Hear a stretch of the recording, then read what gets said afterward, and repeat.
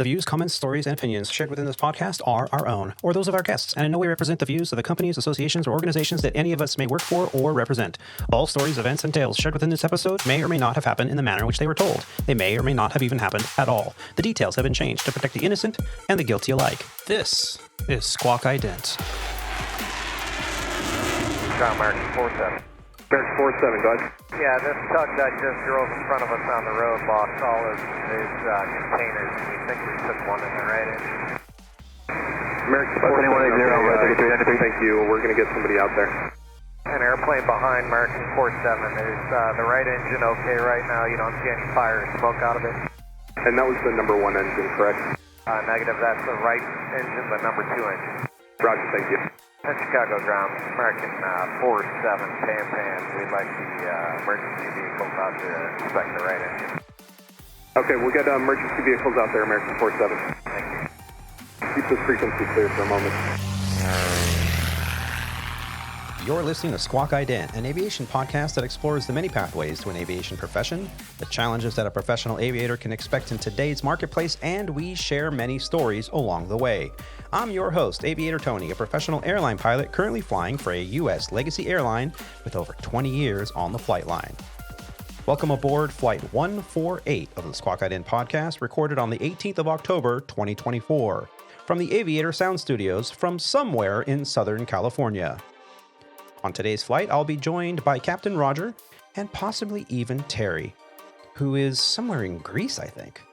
Together, we will discuss the aviation job hunt, perimeter flights, and what it means to take your final flight west. So stick with us as we discuss all this and more on this, the 148th episode of the Squawk Ident Podcast. Before we begin, I'd like to take a moment and thank Captain Keith for joining us on Flight 147, CV Bullet Points.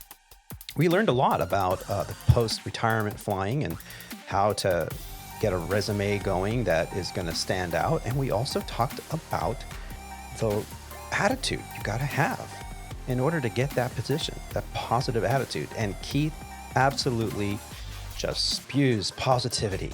Every time I talk to him, it's always a positive thing. He's sending me photos from his flight line and the journeys that he's taking. And, you know, talk about having a bucket full of sunshine and rainbows at your disposal, just a phone call away. So, Keith, I thank you for your vast knowledge of the aviation history and all that you do for here on the show for us and for me as well. So thank you, Keith. Well, joining me today is an exceptional aviator and Squawk Ident co-host. He is a professional CFI IINMEI flight instructor, a former Embraer 145 airline pilot, a King Air instructor, a Falcon 900EZ 2000, and Gulfstream 650 commander, and currently he operates a Gulfstream 650 for a Fortune 500 corporation in the United States of America. He joins us after a full week of corporate flying shenanigans. Joining us from somewhere in San Diego, California, please help us in welcoming to the show our very own Captain Roger. Captain, how you doing? I'm doing all right, Tony. I was actually I listened to my intro again, and then all of a sudden it occurred to me that there was something else going on as I was reminding my intro about that whole flight instructor thing that just happened. Yeah. I don't know, do you keep your flight instructor stuff current? Well, it's funny maybe because, that's why you don't pay attention. Well, my flight instructor certificate expired the same month I was hired at Sandpiper. And I was really contemplating, am I going to do this? Am I going to log on to American Flyers and pay the, whatever it was back then, $300 or $280, and just kind of do the online course, which was, I think, 10 to 12 hours of online training. And then you would renew your certificate. But because I was in my initial ground school for my very first Part 121 airline, I thought, you panicked. I kind of panicked a little bit, and I said, I don't have time for this. And as you know, because we've known each other that long, I was dealing with some personal stuff back then too with the home. And it just was just too much to tackle everything at once. And at the time, my ex-wife said to me, are you ever going to flight instruct again? Is that something you want to do? And I said, well, it's a good backup, and you never know if we ever have a kid and, they want to learn how to fly. And And she said, well, you could always get it again, right? I'm like, well, it costs money. And she's like, well, are you going to instruct for the next 10 to 20 years? I'm like, I don't plan on it. She's like, just let it go. And then you could always get it reinstated somehow, I'm sure. Because, your license, when it's expired, I'm sure there's a method to get it back. And I said, okay, that is reasonable. That makes sense. So that's what I did. Did I regret it a few times? Yeah, because there have been plenty of opportunities for me to maybe pick up a little bit of flying or on the side or becoming a DE, because I know the nation is really short on designated examiners for general aviation. I could have easily have transitioned to do that on my spare time or my days off, make a little extra cash on the side. But now, yeah, I saw the article. I think we're going to talk about it on the last show, and I don't think we had time for it. But yeah, the FAA has proposed a new ruling that the certificates will not expire. What do you know about that, Roger? Well, not a whole lot. It was kind of weird. Like I've hijacked the show already, folks. I just want you to know that this did not show up anywhere in the show notes or anything that we had talked about before we started the show. And I'm literally listening to my introduction, and it's weird. I'm sure that, a lot of our listeners at the beginning of their careers, aspire to where, you know, Tony is at or where I am at. And here I am sitting here thinking all the way back to flight instructing about how that's new and different. Um, flying a Gulfstream is just my everyday job now, or being the captain of an Airbus series is Tony's everyday job. But all of a sudden, we look back. It's funny how this novel thing. It's kind of going back to your original question. I haven't looked into it a lot. It was, as you had said, there's no longer going to be expiration dates on the flight instructor certificate. Now that sounds like one thing. However, what I looked at in a very cursory, because like you were just talking about, I do not actually flight instruct. I have kept it current, so I still have a flight instructor certificate. But even though there's not going to be an expiration date on the certificate, in order to actually utilize that certificate, you're basically going to need to do the exact same stuff that we've been doing for as long as we've been flying airplanes. Yeah. There's going to be a couple of other things that you can do. I think the wings program that used to, instead of the BFR, the biannual flight review, I think you can do the wings program instead. I think that it looked like that was maybe going to be able to be utilized towards the flight instructor certificate or being able to use it. I do not want to make myself out to be the authority on this because I'm nowhere remotely close to it. But it looks like it's just kind of, there's not going to be an expiration date, but if you actually want to be an active flight instructor, you still have to do this stuff. And if you go 2 years without flight instructing and you don't do any of these activities, then it's the same thing as if it expired and you would still need to go do a check ride anyway. So in reality, I really don't think that it's going to mean anything. Yeah. Well, in the past, and I had this article bookmarked, and actually I just sent it to you. So take a look at your phone. But this article came out on October 1st in Flying Magazine. And what they're talking about is, in the past, if you let your certified flight instructor certificate lapse, you had to, depending on how long ago it lapsed, you would either have to go up with a new designated examiner and do kind of a recheck-out. You had to show your ability to teach certain maneuvers and show your lesson plans, things like that. And if it lapsed and then some time went by, then you'd have to go to the FSDO, you'd have to book a flight, you have to go up and get some hours in, and you'd have to basically kind of reinstate everything.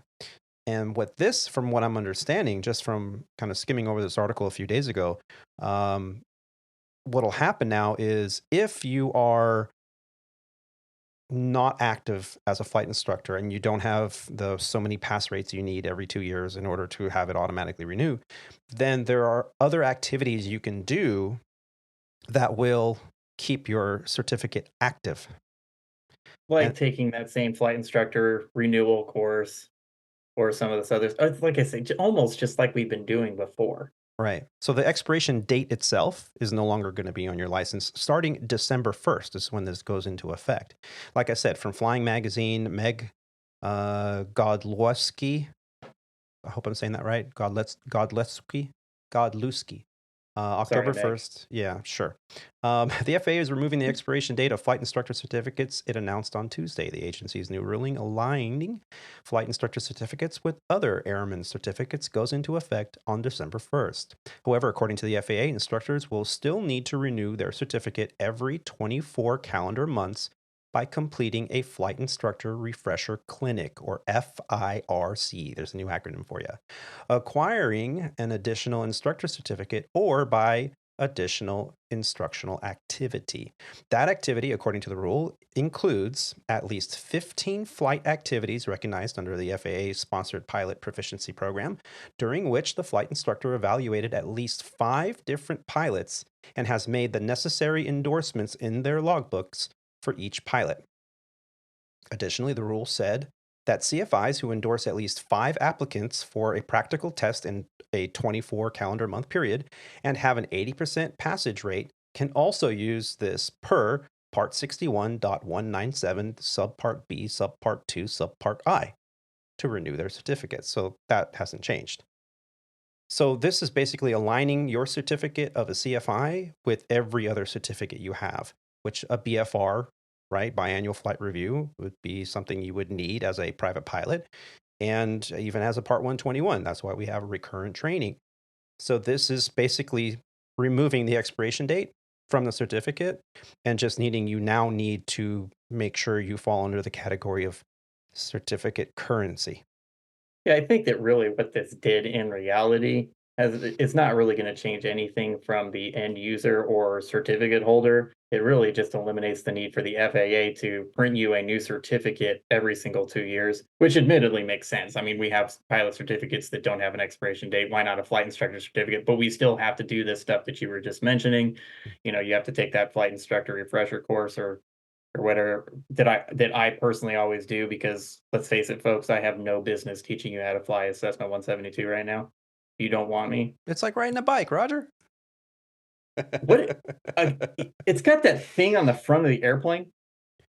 Oh, the shovel that bites the air, that I pulls don't you remember what forward. it's called. They make a lot of noise. I can't remember. If I think about it hard enough, maybe I'm just old, but I can't think of the prop. Oh yeah, propeller. That's it. The propeller. It propels you. Got it. And there's only one of them. Like, what happens if the propeller stops propelling? You turn into a glider with drag. Like I say, nobody wants me teaching them how to fly these days. Parasitic drag? Yeah. Well, yeah, we have a lot of that in my Gulfstream because we go so fast. Yeah, I know. Thanks. I appreciated your wake the other night. It's like, what was that? Oh, Gulfstream in front of us. Boom. Mic drop. Did you see us pass over you? God. Oh, you know what? I thought it was the Comet. Did you see? It was a Gulfstream. It was a Gulfstream. Did you see the Comet though? No, I wasn't out that day. I guess somebody who sent a picture of that. Well, Alex sent some fantastic photos in his Embraer 175, and 2 days later, I was flying Charlotte to somewhere. I think Charlotte to Dallas, and I grabbed some really fantastic. Oh no, I was flying from Dallas to Portland. That's what it was. And on the way to Portland, there it was, just north of Venus. A huge tail.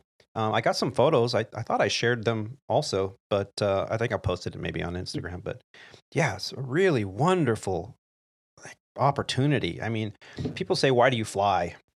Have you seen the Northern Lights yet? Because that's been in the news for the past week. Did I not send you that photo? Yeah, I was. Did you find far enough north to see them?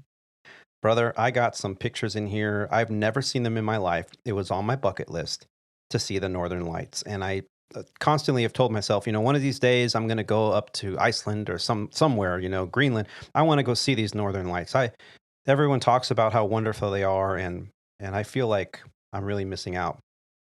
And sure enough, flying into Seattle on August 28th, actually, I'm going to send you the photo, one of my best photos I have of that. Just with my iPhone, not even a professional camera or anything. I just, with the naked eye and the phone at night, I took some pictures, and they're amazing.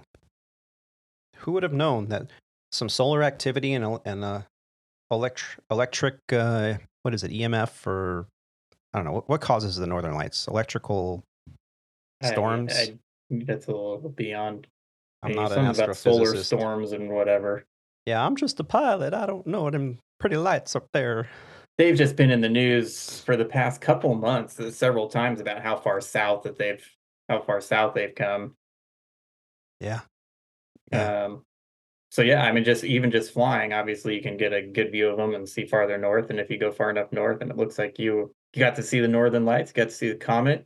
Yep. I think there was a rocket that's been launched somewhat. Yeah, I saw the on TV. I saw Uh, the what's Elon's company? yeah, I don't know. It's a SpaceX or whatever it is SpaceX. that Yeah, they caught the rocket and in the they cradle. recaptured it or something. Yeah, which I don't know what the significance of that is, because if they were landing on a pad just fine and now they're capturing it on a tower, I don't understand really quite how that benefits one versus the other, but I'm sure they have some reason to spend the billions of dollars. But hey, it's a private company. What do I care? Because they have it. Yeah. Right. So Yeah, all kinds of fun stuff to be able to see in the sky. Yeah, the only thing I have not seen are cylindrical or round objects that change direction rapidly while you're flying at night with no moon. I don't know I have not seen those either. those. What are those called? Aerial phenomena. What is it? UAPs, unidentified aerial phenomena. That's what they're called now. So no, I have not. To answer a lot of those listeners, I guess one of my most popular questions from non-flyers or non-pilots is like, have you ever seen anything weird in the sky? And I will second that. I have not ever seen anything odd or strange before either. Yeah, so I'm sure those military pilots that are under top secret might beg to differ, but yeah, I don't have those opportunities to fly that high. And well, you fly higher than me. You probably have a better statistical probability of seeing some unidentified aerial phenomenon than I do. We do fly higher than you. I was been to 51. Oh, really? Why? There's no need to, folks, by the way. So I guess spending money on jet fuel is not a concern to you. Well, I mean, there's not a whole lot of air. I mean, your fuel to air ratio, because there's so little air, you're not burning a whole lot of gas, but you got to be very light. I mean, it was in the 650. It was at my previous job. It wasn't for very long. What's the coffin corner on that at that elevation? It's pretty. That plane, it's big. Oh, is it really? Yeah.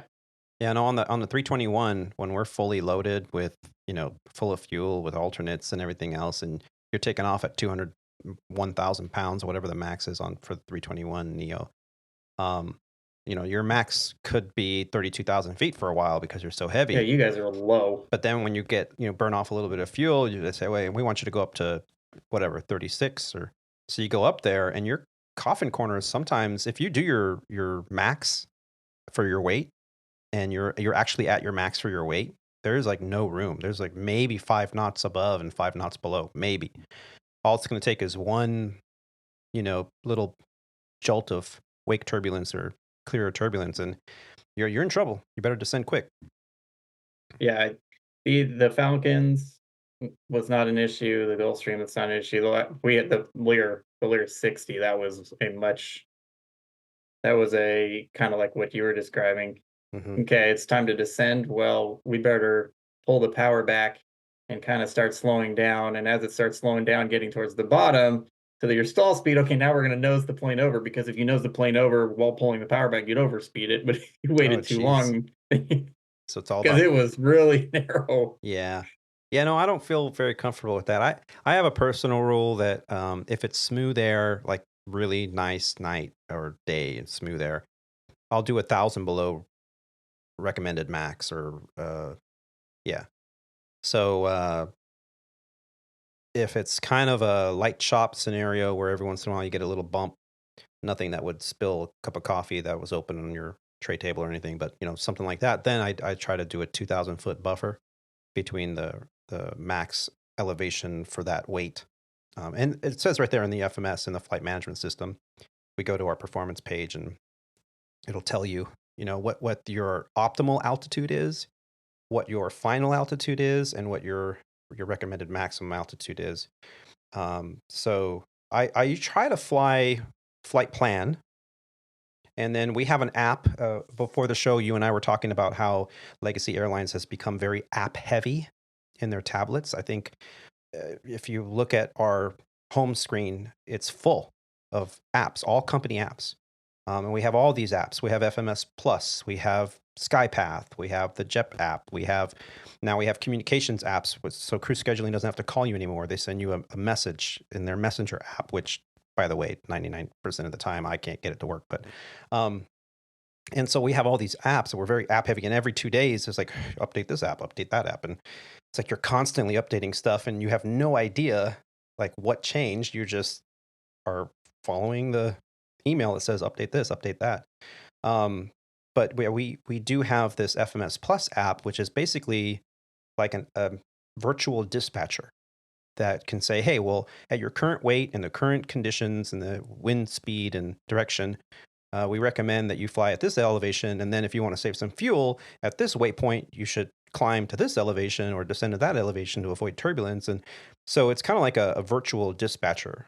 And it's a great tool when you use it correctly and you have the time. But if we were following all these apps and SkyPath about turbulence and, and WSI for radar and just, you're constantly in the cockpit looking at your tablet and you're not really flying the airplane. I mean, doesn't the autopilot take care of that? Well, yeah, but you're still monitoring the systems and you're spending more time managing the flight than you are monitoring the systems. It can you can allow yourself to go down this rabbit hole.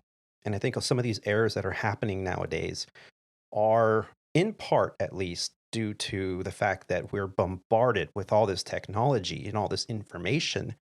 And a lot of times this information will take so much of your attention that you're not just chilling and relaxing and taking care of, just fly the plane and lowest level automation. All these things we're told that when you get overwhelmed, just put those away.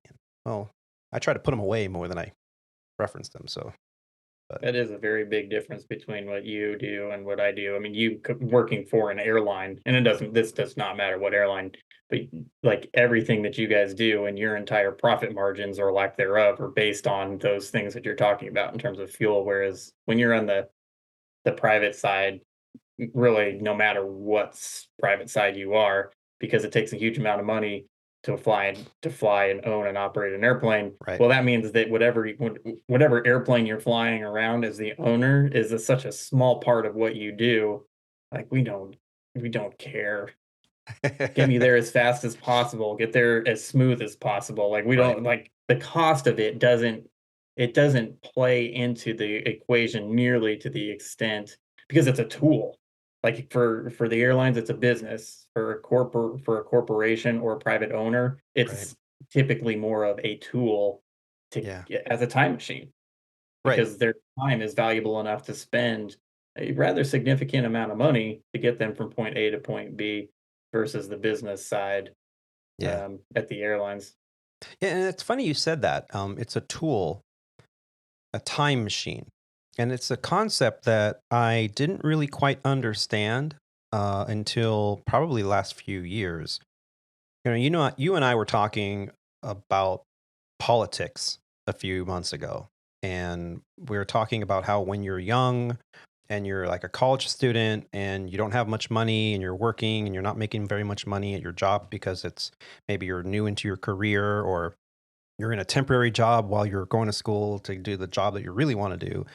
And so you don't have much money. So you tend to lean, let's just say, politically left, because, hey, I want my cut and everything's so expensive. And then as you get older, we were discussing how, like, once you get into your 40s and 50s and you've established a career, you have a family, you might even have grandkids at the point, and you're like, I worked really hard to make this much money and to get this career going. And I paid my dues, I did my time, and now I make good money, right? And you're like, well, wait a minute. I make good money because I worked hard.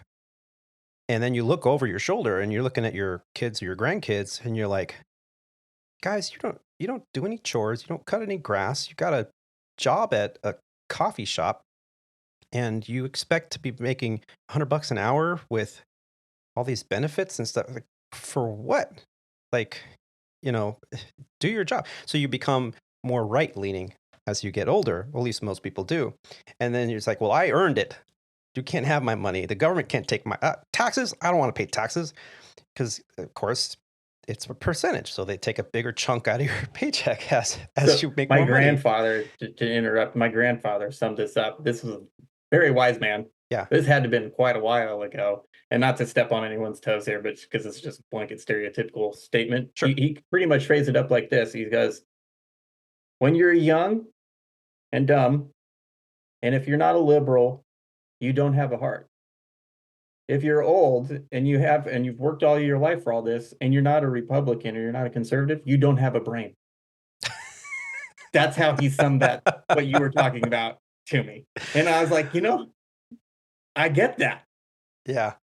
It just sums up what you were just talking about in that somewhat humorous kind of. Yeah, well, you want to protect your money. And so like at this point, you have nothing to lose when you're young. What do you have a heart? Have a heart for all of us poor young people. And then all of a sudden you will, quote unquote, you've made it. And that percentage that you were just talking about starts adding up to a substantial amount of money that you're paying in taxes. And you're like, this is stupid. Like, why? Right. I don't want to be giving this away. Right. Well, it's your time is valuable, right? So when you're making, let's say you're making $20 an hour at your job and you're putting in 40, 50 hours a week, which is a lot. Okay, so that's great. So someone says, hey, you got to fix your roof on your house. And you're like, well, you know what? I can watch a couple of videos on YouTube. I can go to Home Depot. I can buy the shingles that I need to repair and some of that, water sealant. And I could probably patch this up and fix it for like $200 or $300 in an afternoon. So you decide you go to Home Depot, you buy all the crap you need, you get up on a ladder, you get up on the roof, it's freaking hot, scorching, you're getting burned from the sun and you're just up there, but you're doing it and you're like, that only cost me $250. The contractor wanted $2,000 for this. Man, I saved a lot of money, right? And then you get older and you're like, well, wait a minute, I'm making $200 or $300 or $400 an hour flying a wide body airplane for, top of the pyramid legacy carrier. And I got a leak in my roof and the contractor comes out and goes, that's $2,000. I can have it done in 4 hours. And you're like, done. So take my money, do it. Cause my time is worth more now. My time, I can go pick up a trip, a 1-day turn and make enough money on a 1-day turn premium pay. And I won't see any hit to my wallet because all I did is I went and I did a turn of doing something I love to do in my career. And I could pay for that and I can go buy a used car. With just that little extra. Folks? You hear that? Captain Tony just telling you why your airfare is so expensive. That's what I got out of it. I don't dictate airfare prices. All I do is I show up, they pay me, and I do my thing, and that's it. But as you get older, your time is more valuable. And when you're a CEO or an executive to a major corporation, you don't want to go to the airport, go through TSA, deal with the crowds and everything else, and then have to wait in line to get into your executive platinum plus program club, whatever. And then you're going to go in there and you're going to be, they're going to have somebody cater to you and give you some wine and beer and drinks. And then they're going to say, oh, sir, your flight's ready to board soon. Would you like me to escort you to your gate? Oh yeah, sure. Okay. So, you go to the gate and then you have to deal with that and you get on the airplane and now you're sitting, granted, you're probably in first class, but now you got to deal with waiting for that. Now they're waiting for catering and delays, and your time is money. Your time is maybe worth millions. So yeah, you're going to have a private jet. You're going to pay pilots $200,000, $300,000, $400,000 a year salary to sit on their ass 15 days a week, but then fly for you the other 15. And you're going to have 3, 4, 5, 6 of them, depending on how many airplanes you have, so that you can have schedules. And so there you go. Millions of dollars to save maybe a day or two a week of traveling, because time is money. It's no different. The concept is the same. When you're young, when you're got an entry-level job, you look at it and go, I can do it myself. I can save a lot of money. But as you get older and you are hopefully, that's what we want for you, to be successful, to have that career, to make enough money in your career after 20, 30 years of doing it, that you can now go, you know what? My time is, I'm too old to get up on a roof. My time is too valuable. I can go pick up a trip and pay a contractor to do it. Let's just do that. Yeah, I could do it myself, but should I do it myself? So that's what you're dealing with, Roger, on a daily basis, is you're flying people that don't have the time to deal with going fly commercial. It's not a snob thing. It's just time is money. Yeah, because these, depending on what you're doing, but these people have rather high power jobs. I mean, doing what I do now, I mean, yeah, that's 2 days for every trip because for whatever meeting that they have, wherever, getting to the airport where there's probably at the far flung destinations that we go. Yeah. I mean, maybe there's one flight a day and it's certainly not going to be direct.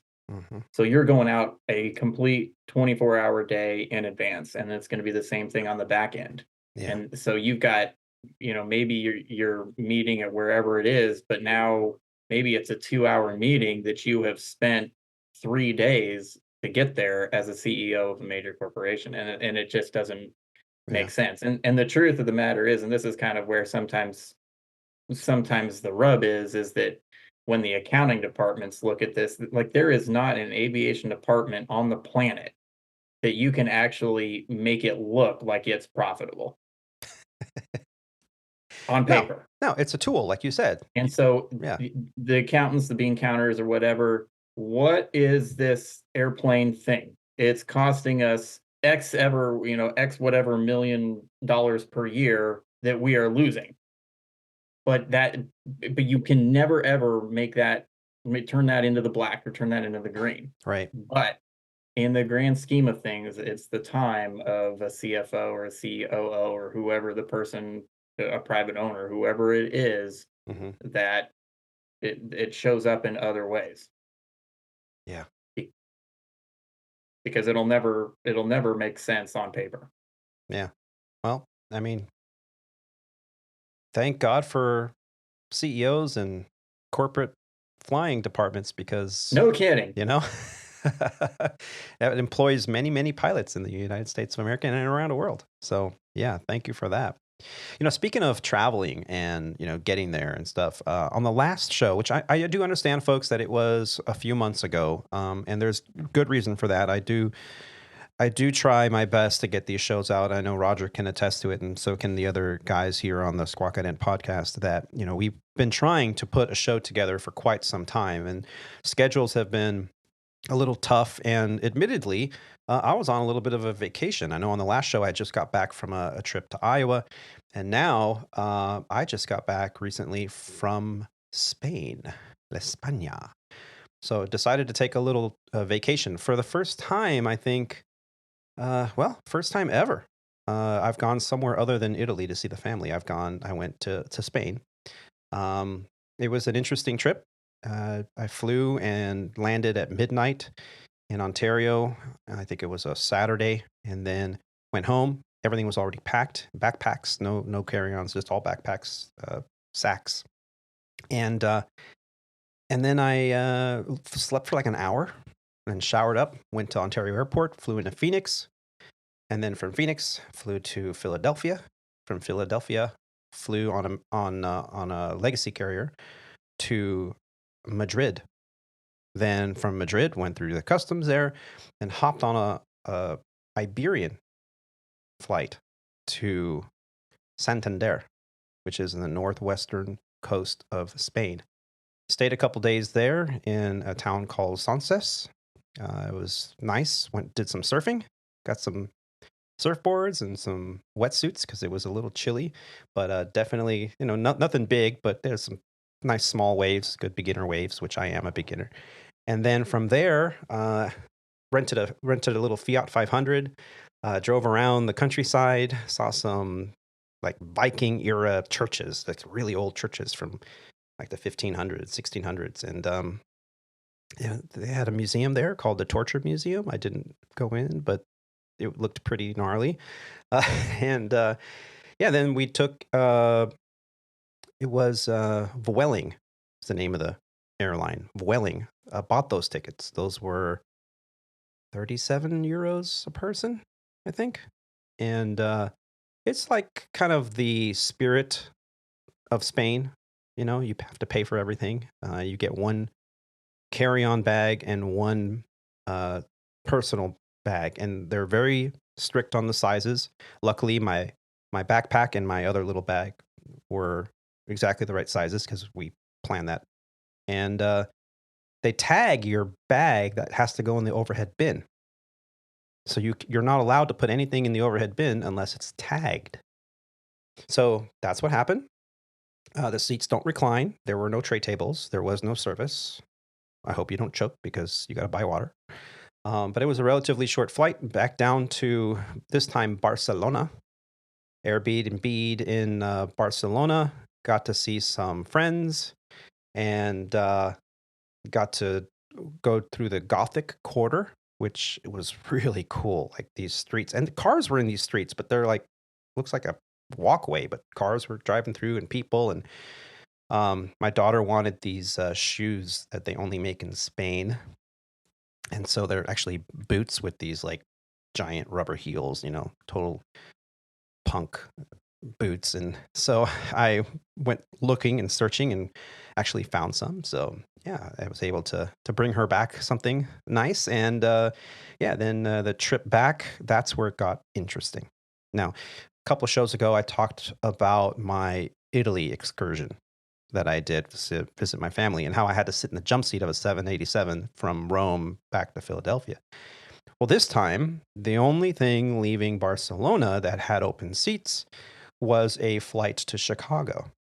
And it looked like possibly I would get a seat. Unfortunately, by the time, a couple hours before the flight, it was overbooked. And I thought, well, I'm a pilot. I get the jump seat. There's an extra jump seat. There's 2 jump seats on a 787. One of them is for the relief first officer, the FOB, as they call it over at Legacy. So the other jump seat's available. Well, I look up and there's a pilot in uniform who wasn't on the list, who was like, oh man, you trying to get on this flight to Chicago? I was like, yeah. He's like, oh, I just listed. I'm sorry. I just got back from Oktoberfest on vacation and I just listed for the jump seat, which you can do. But I didn't because I thought, well, I don't want to sit in the jump seat. I want to seat in the back. So I'm like, great. I guess I'm staying behind and I'll have to try again on a different flight or tomorrow or who knows what. And he goes, well, let me go talk to the captain and let him know you're here as well. And so I ended up, the captain came out and said, hey, do you mind sitting there? We have an extra jump seat, but it's in the rest facility. And we do have a procedure where you can sit there. But you're going to be playing musical chairs the whole flight. And I'm like, well, you get me on, I'm happy. So sure enough, I was in the jump seat in the rest facility. And after we took off, a couple of the pilots came back, the jump seater and the other FO, to rest. So then I went into the cockpit and had to sit there for a few hours. And then they did another switcheroo a couple hours into that. So back and forth for 9 hours. And I made it to Chicago. And then getting home from Chicago was interesting. So that wasn't looking too good. So I ended up going from Chicago to Charlotte and then Charlotte to Ontario, California. It was 24 hours of flying. To say that I was ripe when we landed in Ontario was probably an understatement, but it took me a couple days to recover on that one as well. The jet lag this time was a bit worse than the jet lag I felt when I was in Italy. But hey, these are the benefits you get when you become an airline pilot. They give you travel benefits and you get to sit in cockpit jump seats and rest facility jump seats for 9 hours because good luck if you have a family and you want to get anywhere. You might get there, but good luck getting back. I mean, and I know I've heard, time of year. Well, school was in around the world. What's, it's just busy. People are traveling, people are flying, and it has not slowed down. This traditionally is the slow season right before the holidays. It has not slowed down. So traveling this season has been a little busier than usual. And even some of the legacy carriers are sending emails to paying passengers saying, hey, traditionally we would say arrive at the airport 2 hours prior, but an email just went out today to some of the passengers over at Legacy Airlines saying, if you're in some locations, including Barcelona, because of unexpected higher than usual travelers, arrive 3 hours prior to any international flight. So, yeah, it's been busy. And, every flight that I have conducted in the past few months has been relatively full, if not completely full, with pilots in the jump seat, which is great for the company. We're filling up those seats. And like we were saying earlier, Roger, where with an airline industry, making a profit or a loss on a particular revenue flight could come down to like one ticket sale. So, yeah, filling up every seat, it's important. Not something you have to ever worry about in Part 91. I also mentioned about how I was holding a line and it was weird because of I'm 96 percentile. What does that mean? So when you are bidding your schedule at an airline, it all comes down to seniority. And it's not necessarily company-wide seniority that matters to you when you're bidding your monthly schedule. It's more of a base and equipment and seat. So it's a 3-part bidding status.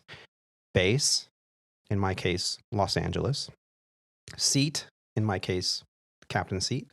And equipment, in my case, A320 family of aircraft. So in that 3-part bidding status, I have a seniority of all the other pilots that are also in my 3-part bidding status. And I'm at the 96th percentile, meaning out of the 320 some odd pilots, I'm down there. I'm pretty low in seniority, 96%. Okay. So the top 10%, they just have to put in their preferential bidding system, or the PBS is what we use to bid our schedules for each month. They just have to put in a few lines in there, a few sequences, and they're pretty much going to get it because they're top of the heap. They're the first ones to be able to pick lines or trips. Then as it gets down the list, usually around 80 percentile, you no longer can hold a line. Then you're holding what they call long call, which is like a 12-hour call out. So they'll call you on a Monday to say, hey, we have flying for you tomorrow on Tuesday or tonight late. So you have 12 hours to get ready, pack a bag, and be at the airport. Great for commuters too. If you're a junior commuter, you want to be on long call because if you say you live in Northern California, you have 12 hours to figure out how you're going to get to Los Angeles International Airport. Then if you're really down on the list, like 95, 96, 97% and lower, then you usually are on short call, which means you're on call from a certain hour. And they have what's called RAP, or reserve availability period. And usually it's like, okay, from midnight to 8 a.m., you're on RAP.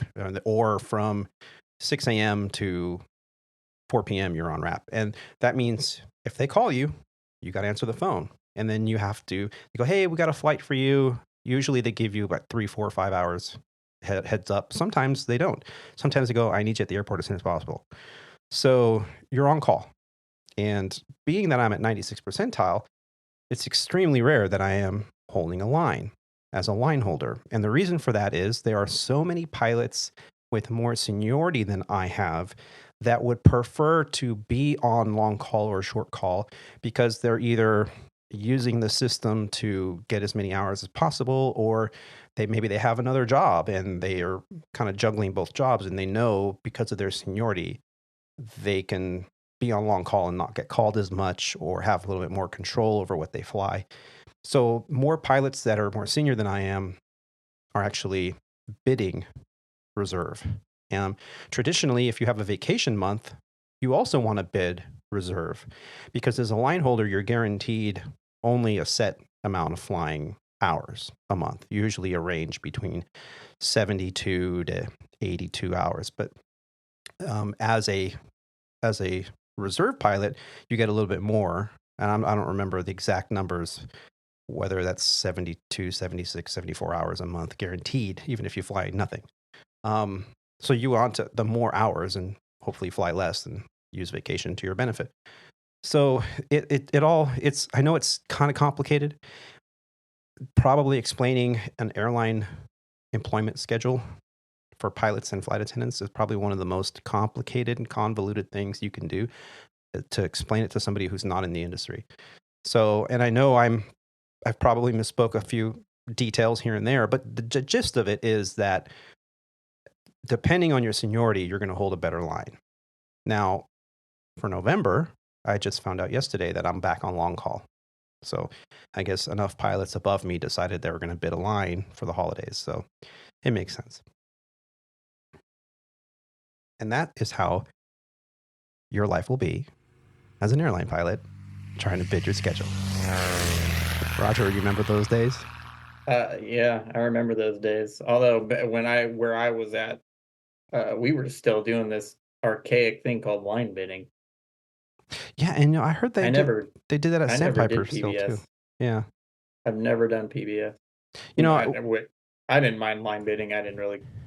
Well, yeah. Line bidding was always something I did while I was on commuting from LA to Chicago, 3.5 hour flight.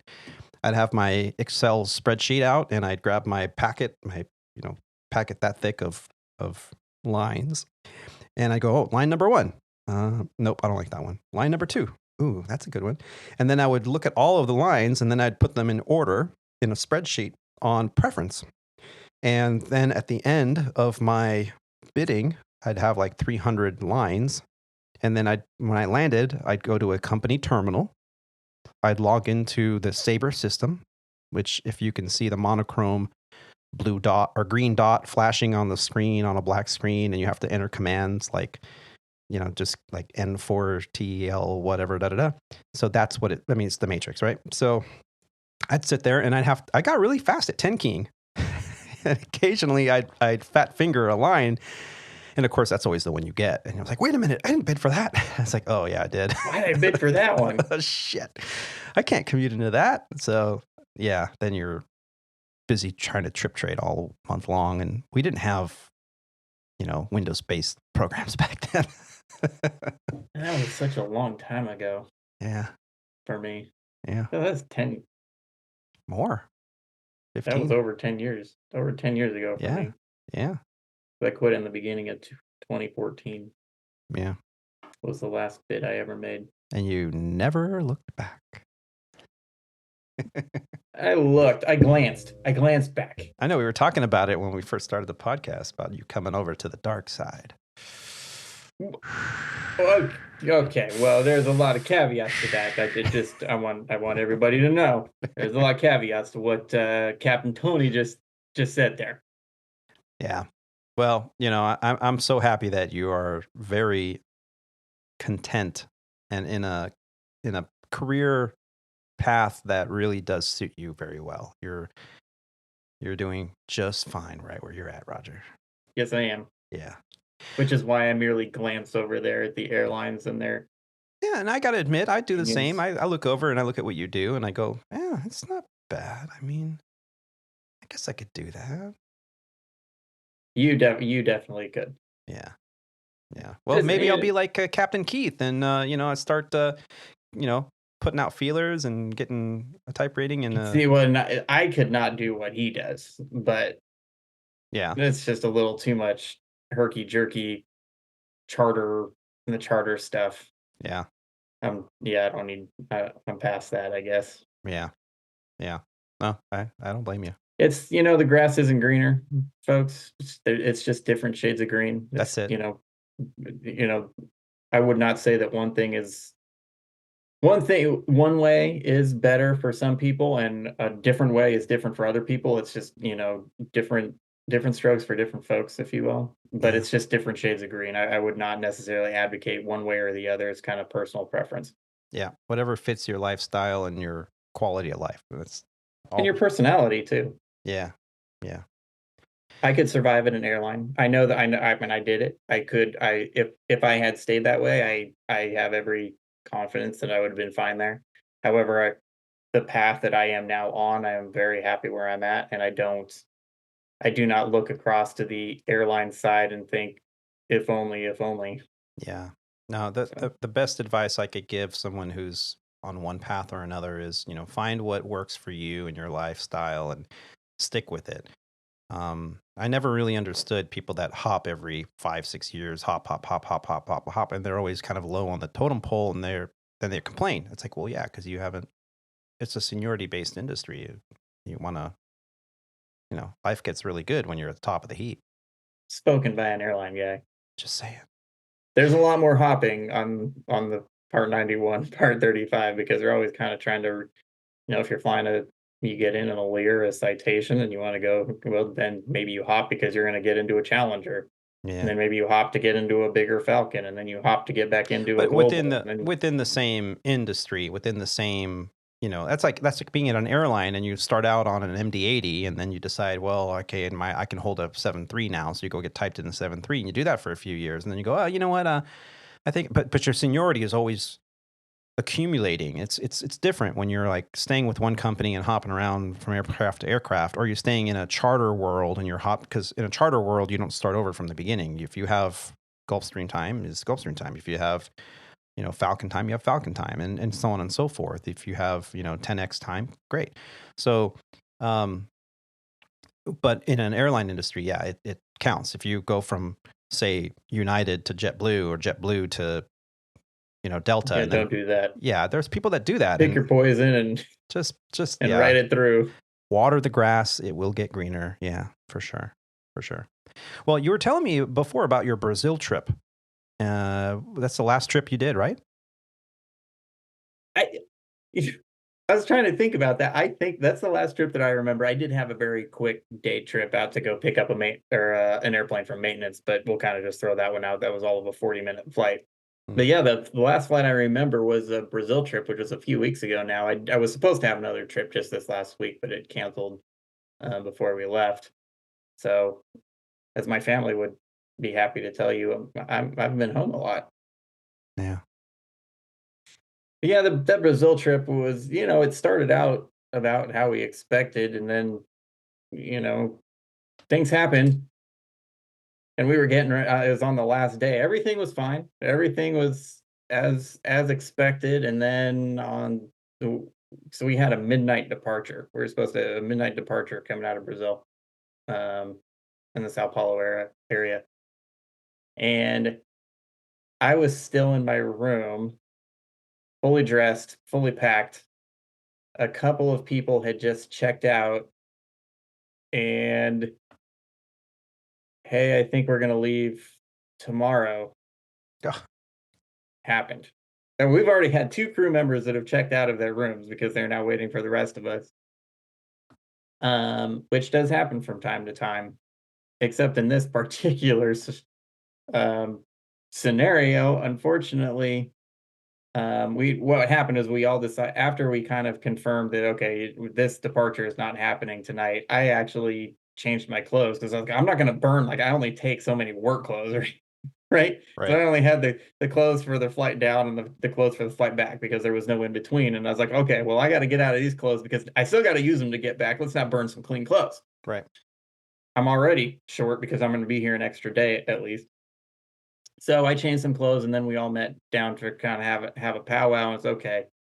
We're going to be here. We're going to need to extend our stay. Except where we were, there was a big, I want to say it was a Chevrolet, but I think, but it doesn't really matter. There was this big old conference, starting the next day, and they are fully booked. Mm-hmm. So the issue then comes is, okay, so it is now midnight plus. It was about midnight because I guess we were going to leave here 3 hours prior because we have stuff to do. So it's coming up on 11 or 12 o'clock at night. We don't leave, and we have pushed 24 hours into the future, except we can't extend the hotel room. Mm-hmm. So the issue then becomes, well, when are we going to rest? Because if we can't stay in this hotel and we need to change hotels, we can't check into a hotel until, who knows, tomorrow afternoon. We can stay where we're at now, but then at noon or 1 or 2 or who knows when, we got to change hotels, but then we need to be back at the airport 7 hours later. So we have to wake up, we have to change hotels. And that kind of becomes a little bit of that dance, and that issue is, okay, well, how can we try and get rest because you want us to do this midnight departure, except because of something completely out of our control and arguably out of everyone's control. You've just extended us, but we can't stay in this hotel. We have to change hotels, but we still need to get some rest. And while we don't have regulated rest like you guys do, Right. because we're Part 91, especially where we're at, like we have an FOM, a flight operations manual that dictates, this is what the minimum is. So Right. it's not regulatory, but from a company standpoint, it's 12 hours for us. What we ended up kind of doing is we were able to get an early check-in, but we just had to wake up the next morning, and then we basically got a ride across the street to check into a new hotel where we promptly all got our rest. Yeah. To turn around and then come back to then fly that flight back. But it becomes a little bit of a song and dance when you're unexpectedly delayed at the last minute. And in this particular case, when you can't stay at that same hotel, it does create some logistical issues between a checkout time, because the checkout time is never the same as the check-in time because they Right. need to clean up after your dirty ass. Right. You know what I'm saying? Right. And so that becomes the consideration if you can't stay in your room. And this is one that it kind of got a little bit messy. Fortunately, because we were able to check in early, it wasn't too bad. But Right. so that was the Brazil trip. Yeah. And dodging thunderstorms over the Amazon. But That's every time you fly down there, rarely happen. that'll What are be you the talking same. about? That'll be the same thing down there. And that's another thing that's amazing. I mean, you guys have all the bells and whistles that the airline guys have, CPDLC and radar and advanced, LCD screens with, forward vision. And what are the bells and whistles on that 650? I mean, do you have the infrared too at night? Oh, yeah. Yeah, we've got an EVS system, hand vision system with the HUD, and the ability to take it down to 100 feet with the EVS lights in sight. That's all part of your initial training and Wow. sign-offs that we have. Yeah, I see all that stuff in magazines. I mean, it's apparently I think the new airplane's actually going to have HUDs on both sides, so that'll be there new you and go. different. Yeah. Where each pilot has a HUD instead of just the left seat guy. Right. Well, like I've been saying, the private aviation has been leaps and bounds ahead of the airline stuff. I guess you guys don't have that, do you? Now that I think about it, we don't have HUDs on the Airbus. Oh, you don't even have HUDs? No. I guess no. We have Cat 3 landing, but it's not HUD. No, everything's we still actually have PFD and ND. That's it, buddy. I guess you don't really. What's the point of having that if you're just going to let the airplane? If you're just going to close your eyes and let the airplane do it? Yeah, it decelerates and everything for you. All you got to do is, bring the thrust levers out of the climb detent and put it into the flight idle detent. Yeah, we don't. It tells you when to do it. Autoland. It says retard. Oh, I know. Retard. I'm like, what? Which? Which you can hear in the first few rows in first class, also. Yeah. I've heard a few times. Tick, tick, tick, tick. Pull up. Retard. What? Click, click, click. Oh, we're going around. We're going around. Yeah. Speed. That's what you don't want to hear. Or pull up. Terrain ahead. Pull up. I usually hear that in the sim, though. To be well, that's something fair. Else that you probably don't don't need to deal with is I don't know how much you've heard or pay attention to all this GPS spoofing. Mm-mm. Oh yeah, GPS spoofing is a big thing, and you can get some whoop whoop pull ups because what happened, just to make this very short, because this does not happen in the U.S. Unless you're flying by White Sands, which actually did happen the other night, where you get false GPS signals because other countries have spoofed the GPS signal, and so your airplane, the GPS, will then think that you are someplace completely different. And if once your airplane thinks it's someplace completely different, if it thinks you're somewhere where there's terrain, you'll get whoop whoop pull up. Oh, wow. Is one of the things that you can get. But yeah, I'm surprised you haven't heard about that, but it's all over now because of what's happening in the Middle East. Oh wow. Egypt. Egypt is actually, I just got a phone call this morning about on departure out of Cairo that they lost pretty much everything and they got spoofed. Jeez Um, Louise. the Black Sea area with the Ukraine and the Russia is also the big hotspot with that. But anyway, that jip whiz and the pull up you can get, you can get because the GPS just doesn't know where it is, and that the ground proc systems are all tied into the GPS. And if you're getting wrong interest, garbage in Yep. this case, it's because somebody's fooling it, then you're going to get garbage out. Wow. I didn't even know that was happening. I've done the Oh white yeah, sands where they have the NOTAM saying, hey, they're doing GPS jamming. And you're so going that to, happened to us the other night, actually. Yeah. God, where was it? That must have been another flight that I did, but I have no. Oh, I went to Austin. okay, I went there to you go. John Wayne in Austin, So and you then flew we were over New coming back from Mexico, yeah. Austin, and all of a sudden we had all kinds of the ICAST just started going off with all these random messages. Yeah. Like you're like, what? Lost RAIM, GPS, no position data, And all sure that stuff. enough, it wasn't even that. It was like we had a VGP unavailable, and it's random stuff, not stuff that you think, hey, that's GPS issues. And sure enough, right about as because I was actually the pilot monitoring on the way back, and I was about to key up the mic to go, is anyone else getting any of that? And sure enough, somebody else did. And it was an airline. Yeah. Oh yeah, they're doing jamming. jamming. They were doing GPS jamming Right. in White Sands, and so you got the jamming, you got spoofing, and they're two different things. Right. Yeah. The jamming is not really a main thing because, You'll have indications. The problem with the jamming versus spoofing was the jamming. You'll get indications that it's basically you've lost the GPS signal. it doesn't know where you're at. Right. And so you've lost it, and therefore you don't have anything. Whereas the spoofing, you have a GPS signal. It's just the wrong one. And then if you're not paying attention to these things, your airplane could start going places that you don't want to go. Right. Well, doesn't the autopilot just fly the airplane? What are you?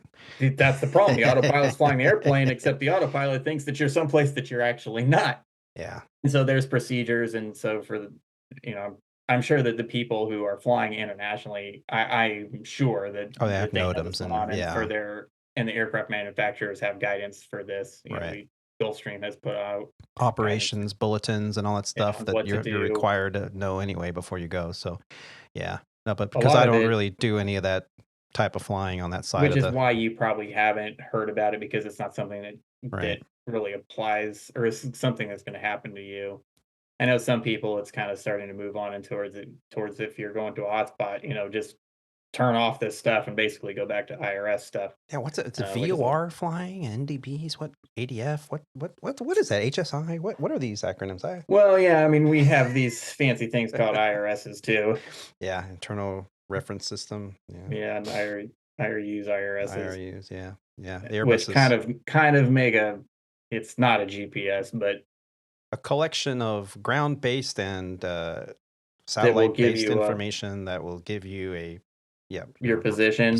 And so we can use that instead of GPS until you get out of those areas, those hot spots of spoofing, because that's definitely been a hot topic within. It just keeps getting worse. Actually, even recently in the last 2 or 3 weeks, it seems that it's ratcheted up. Yeah. So. And I've noticed domestically, an increase, and I don't know if it's just me, or if it's actual a thing nationally, is an increase in laser strikes.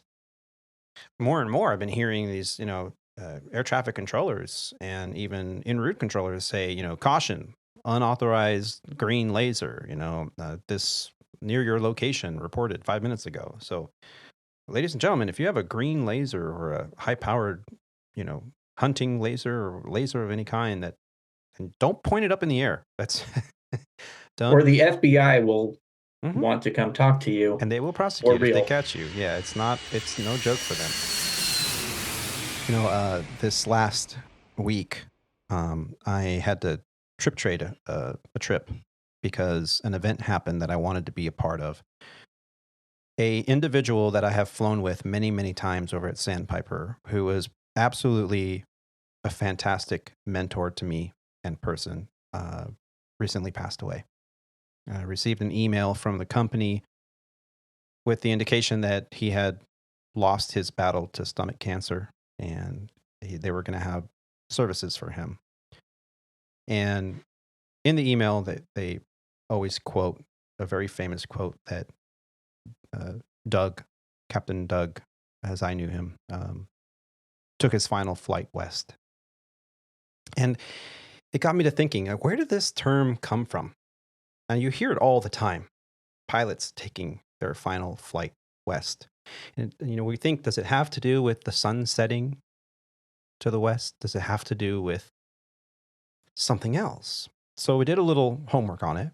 And according to AI on the interweb, the phrase flew west is a euphemism used by pilots to refer to the death of a fellow pilot in an aircraft accident, or at this point, they just kind of refer to it as their passing. The term originated during World War I, when the bodies of fallen pilots were transported west from Europe to the United States. The phrase gone west is another idiom that's sometimes used to refer to death. It's thought to have originated from the Native American legend about a dying man who meets the setting sun. However, the phrase was first recorded in a poem in the early 1300s. So, flew west. Unfortunately, our friend Doug Sasso flew west. I was honored to have been a part of his services. Doug Sasso lived from 1961 to 2024. And to honor him, I would just like to spend a moment and read a very eloquent obituary that was posted for him. An obituary is not the sum of a person's life. It is a glimpse into a well-lived life and the details associated with the departure of an individual, leaving many friends, family, and acquaintances behind, and any service that may be held to honor that life. Douglas Michael Sasso was born on August 22nd, 1961, in Joliet, Illinois, to Michael John and Mary Sheila Harmon Sasso, and spent his formative years there. He attended St. Joseph of Rockdale School and Church. He attended Reedswood Grade School and Dickerson Junior High, and he graduated from Joliet Catholic High School in 1979. He then graduated from the University of Illinois, Champaign-Urbana in 1984, where he was a member of the Sigma Chi fraternity and various campus organizations. Doug was commissioned and took his United States Marine Corps oath during the Christmas holidays in 1983, witnessed by his parents and his sister in their Joliet home. He was then stationed at Quantico, Virginia, until he graduated from the Marine Corps Development and Educational Command at the FBI Academy on October 4th, 1984.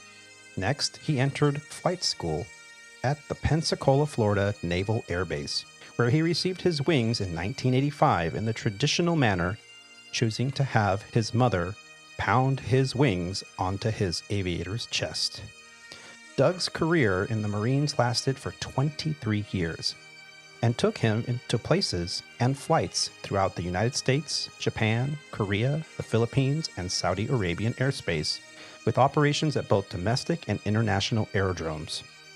Combat missions were served in support of Desert Storm, Desert Shield, as well as tours in Saudi Arabia and Afghanistan. Post-active duties in combat included providing air support for President Clinton on a journey to Entebbe, Uganda, and assignments in El Toro, Tustin, and Edwards Air Force bases in California. He had relocated to California following flight school, and he retired from active duty as lieutenant colonel in 2007. His love of flying then shifted to civilian aircraft, becoming a commercial pilot with American Airlines. Doug has achieved his goal of flying the Boeing 787 Dreamliner just before the diagnosis of stomach cancer, which would lead to his death. His medals and ribbons from his active service in the Marines are many. To name a few, the Air Medal with Flight Numeral 1, the Navy Commendation Medal, the Southwest Asia Service Medal with 2 bronze stars, the National Defense Service Medal with 1 star, the Sea Service Deployment Ribbon with 2 stars, and Meritorious Unit Commendation with 1 star. Lieutenant Colonel Sasso managed operations at Jubai Naval Air Facility during Desert Storm and Shield, and was responsible for the conduct and execution of all airfield support, supervising over 500 Allied personnel and 200 plus aircraft. Sasso conceived, wrote, and published a secret airfield ops manual for the base in 30 days, the only one of its kind out of all Marine air bases. There's a book available from the Cal State University in Fullerton, California, which is about some of Doug Sasso's career, written as part of an oral history project regarding the El Toro Marine Air Corps Base Station. Doug was proud to be part of the oral history project, having loved books since his first visit to a library when he was very small, and went with his mom and sister to the Juliet Public Library to choose and check out his very own books to read. He especially enjoyed books on the military and flying, even then, perhaps because so many of his relatives served in all the military branches, but devoured all books. Whether about history or mystery, he wanted things preserved, like the military service records of his grandfather's service in World War I in France, of his uncles who flew missions in World War II, in the South Pacific and Europe, of all his relatives and friends preserved and given recognition. It is appropriate that he was buried with full military honors at Miramar National Cemetery in San Diego, California on Wednesday, October 9th, where planes and pilots soar overhead every day. Doug was rightly proud of his service and his heritage. Ironically, when Doug returned to the United States from combat in Saudi Arabia, his flight had 2 stops in Italy and in Ireland. Doug was all-American, but also half Italian and half Irish. He loved St. Patrick's Day, and he loved Italian food. Before he was one of the few, the proud, and an officer of the U.S. Marine Corps, Doug was a responsible paper delivery boy for the Juliet Herald News, back when carriers delivered the daily paper to the entire neighborhood no matter what the weather. Doug wasn't just the stereotypical Marine, although he was square-jawed and fit. He was known for being outgoing, friendly, and loyal too. One of his many licenses and certificates he held was a teacher's license. He related to young people with ease, from those at St. John's Grade School in Juliet to the high school students in Mahomet, Illinois, where he did his student teaching, riding his bike from campus housing to the University of Illinois out to Mahomet. Rain or shine, to the neighborhood children in Laguna Hills, some of whom became his godchildren.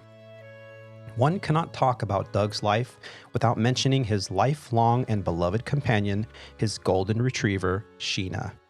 Doug adopted Sheena when she was a puppy in Florida and stayed his best friend until she passed at age 15 in California after getting her many frequent flyer miles to Illinois and Indiana, where Doug had to be deployed. He is survived by his mother, Mary Sheila Harmon Sasso, his wife, Cindy Weber Finnerty Sasso, her son, Shane Finnerty, and Doug's 2 sisters, Karen and Sheila. His funeral services were held at Corpus Christi Church in Elisa Viejo. And I gotta say, it was an honor to be there. I saw some very familiar faces, some captains and first officers over at Legacy Airlines that I flew with over at Sandpiper when they were my captains.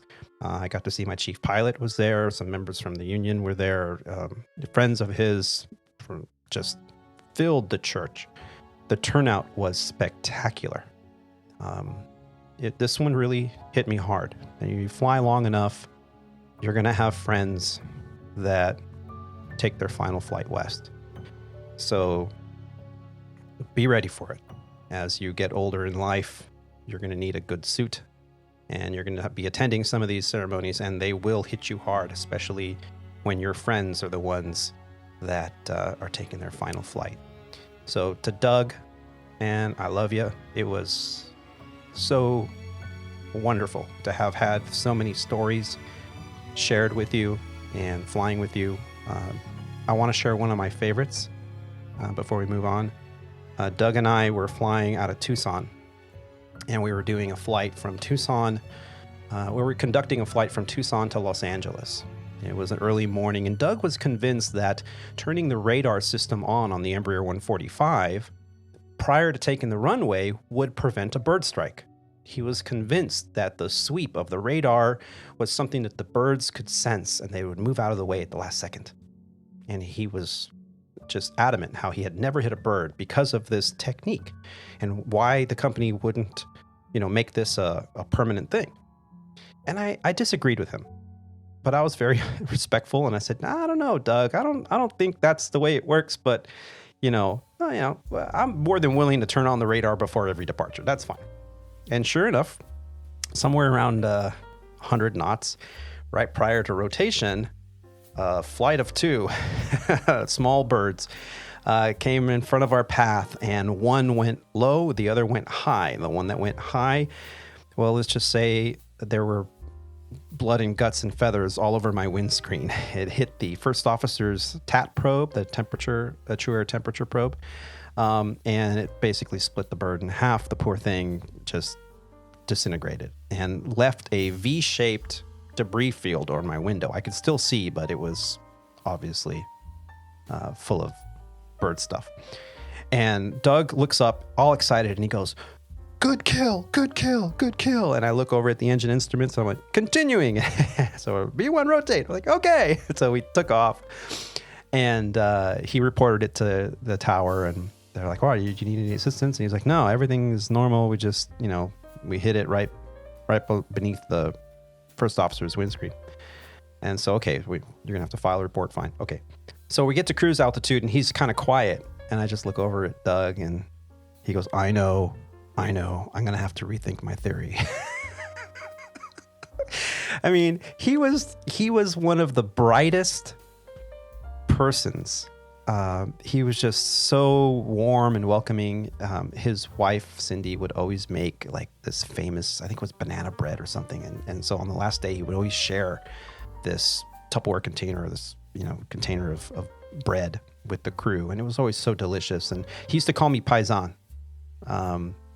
Because, of our shared heritage, Italian. He goes, I'm half Italian, you're 100% Italian. This is, two paisanas, we're flying along. And so, I mean, Doug and I have shared many stories, many events. And thank you, ladies and gentlemen, for indulging me. I just wanted to honor Doug in this fashion by reading a little bit from his obituary, sharing a story about him. He will be very missed by myself and by everyone who knew him. He was a fantastic person, and you'll be truly missed, Doug.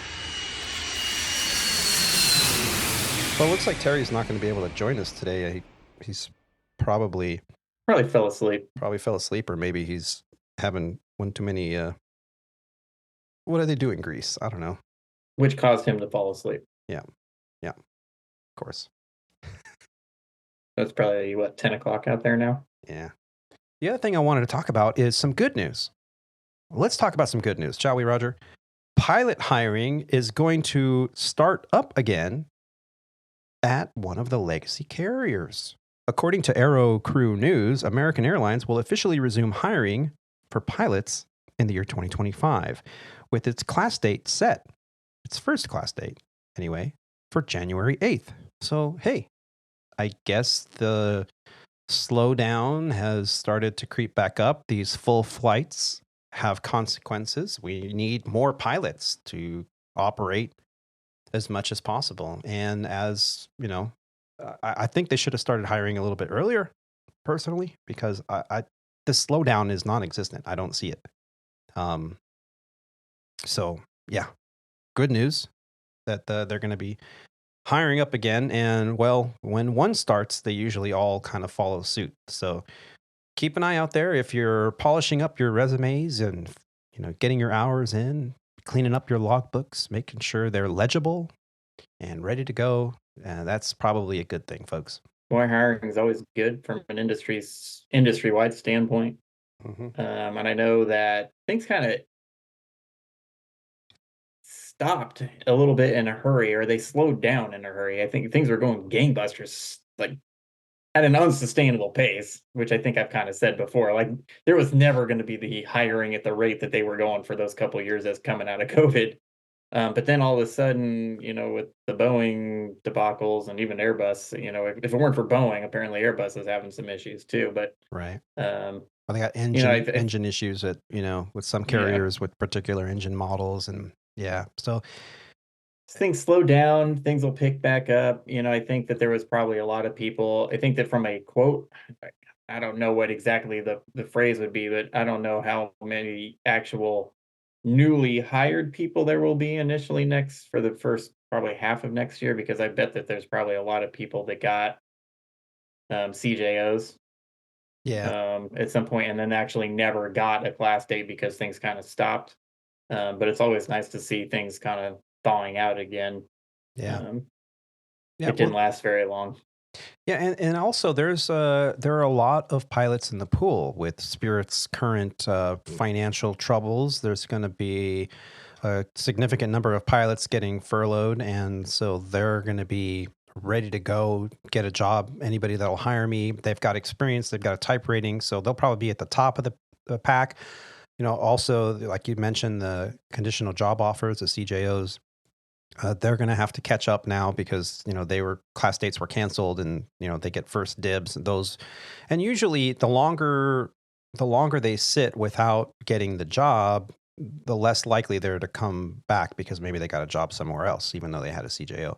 So there's always that too, and you don't really know until you start recalling these people and telling them, "Hey, I got a class date. Are you interested in coming over?" So yeah, it'll be interesting. I think it'll take about 6 months before we start to see like people that are right off the street, building hours as an instructor or maybe flying corporate or whatnot, wanting to come to a legacy carrier before we start to seeing those resumes kind of get to the top of the pile. But yeah, definitely it's important. Get those resumes polished up, get your hours polished up, make sure you have some good stories on why you should be hired, and then go from there. Two last things I wanted to talk about. One is something that I didn't even know existed.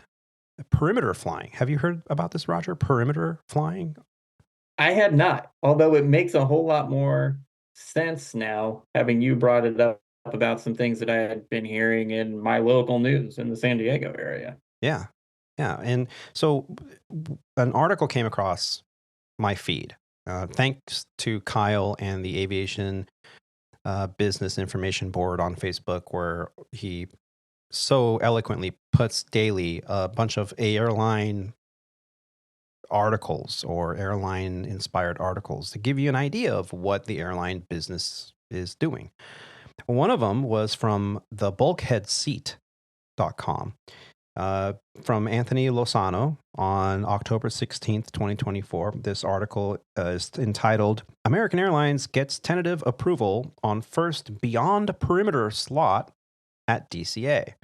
And that's what grabbed my attention. I was like, what's a Beyond Perimeter Slot? Well, the Ronald Reagan Washington National Airport, or DCA, will see 5 new flights added that will each span over 1,250 miles. The Federal Aviation Administration approved a bill that will allow 5 beyond perimeter slots to be added, each accommodate a flight that breaches past the limitation of the airport. And I've written a good amount about the airlines that are already clamoring for these slots. American Airlines announced today that it received a tentative approval for the new daily flight from San Antonio International Airport on the Airbus A321. The perimeter rule was introduced in January of 1966. It limited flights from Ronald Reagan Washington National Airport, DCA, to 1,250 miles or less.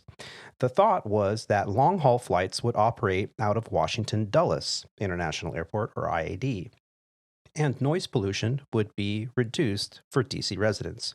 This is similar to a perimeter rule at New York's LaGuardia Airport that was introduced in 1984 and limits those flights to 1,500 miles or less. There are exceptions on Saturdays and to from Denver International every day. American Airlines was one of the first carriers to announce that it wanted a slot and hoped to fly from San Antonio, Texas. Now, this route has tentative approval, Ron Nirenberg, mayor of San Antonio, said. You mentioned that San Diego recently had a few news articles about this. What did you hear? Yeah, so I didn't think about it much at the time, but I'd seen multiple articles over the past couple days. Um, and I think I looked it up. It was just 2 days ago where the first one had come out that Alaska Airlines was going to get a San Diego to DCA route. Okay, good. That's great for them. And then you brought this up, and I was like, oh, so that's why I've seen multiple articles about this new route, because it's kind of a big deal. I've been into DCA. I don't know if I'd say many times, but definitely more than a couple times, and I'm sure you probably have too. And I don't remember where it was from, but apparently maybe from the Cleveland area or Newark area where their bases were. I never put two and two together, but I actually had no idea that this existed. Yeah. And having flown there, having flown airplanes in there myself. Yeah. I think it's funny that you just reminded me of something. I was deadheading yesterday on a flight from Dallas to Charlotte. So it wasn't a bad. It was because our schedule kind of fell apart. We had some maintenance issue with a nose wheel steering disconnect lever clip that was broken. And it's a whole other story, but so we had to get reassigned, and we ended up deadheading a leg to get to Charlotte to continue our journey on our 2 legs on our last day to go home. And I was sitting across from a flight attendant. I was in the second exit row seat, the one over at, I think, 24, row 24. So I'm sitting across from the number 3 flight attendant, I think. And we were having a little discussion, a little chit chat. And then my neighbor to my left started in on his conversation. He was a frequent flyer, an executive platinum guy who flies all over the world, him and his family. And so we got in this little conversation. And then, of course, we land in Charlotte, and we had to wait about 35, 40 minutes for a gate, because first our gate was occupied. The aircraft then had a maintenance issue, and then we had to find another gate, and then there was traffic in the alley, and it just was a big cluster. So we're basically sitting there on the ground having a conversation about this and that. We're talking about food and food additives, and this country versus other countries with what's allowed in our food supply, and then we start talking about flying, and start just having a really great conversation. And the guy next to me says, thank you so much. This is amazing to have this conversation, and you're very well spoken. And I said, thank you. And then after they start deplaning, I always kind of let the passengers off first, especially with a delayed flight, so they can make their connection, because hey, the plane doesn't go anywhere until I get there, so I'm never in a hurry. And she says to me, it was really nice having a conversation with you. You're really well spoken, and you have a good knowledge base. It's really a pleasure. I'd love to have another conversation with you. And I said, oh, thank you so much. That means a lot to me. Thank you. And I realized that you could be, you're going to be who you are, right, in the world. You should be you.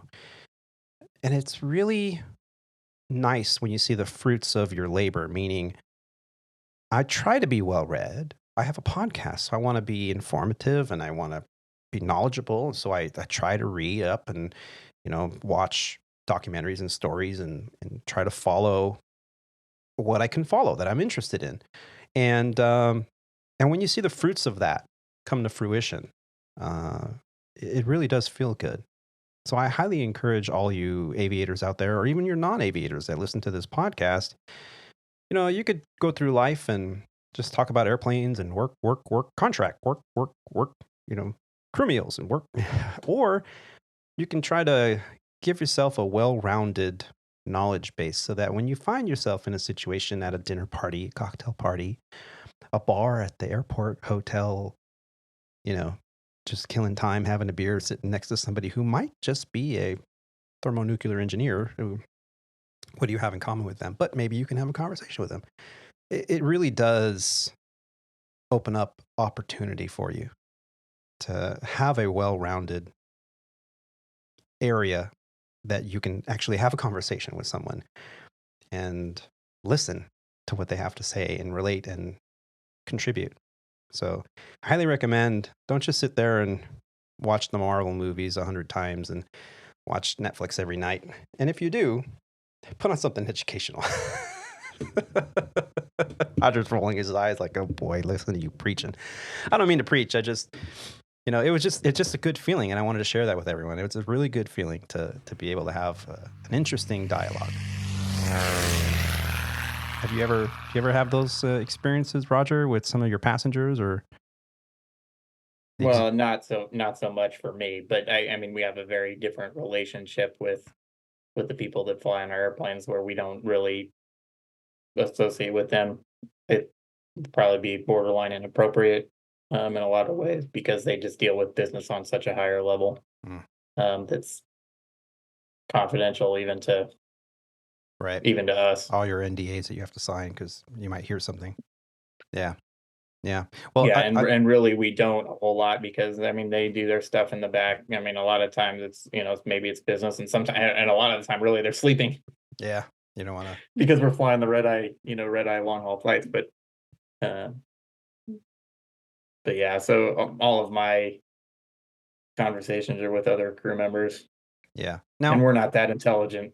Oh, come on, crew member to crew members. Let's face it.